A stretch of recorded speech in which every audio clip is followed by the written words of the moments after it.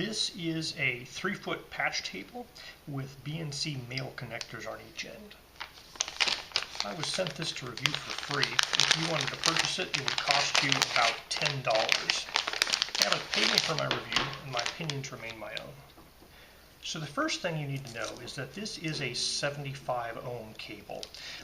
So it's probably most appropriate for things like SDI, video, that type of thing. They list like CB antennas and so forth, that most radio and antenna applications are wanting 50 ohm cable. So you're going to have to be careful with this. You might have an impedance mismatch if you're using it on any 50 ohm systems. So here you can see it has 2 of these BNC connectors that are male. They have the pin inside. We'll just try that out with a female connection end here. So that felt very good. It's making a good contact.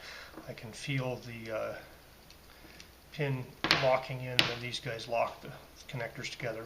So the connectors look pretty good.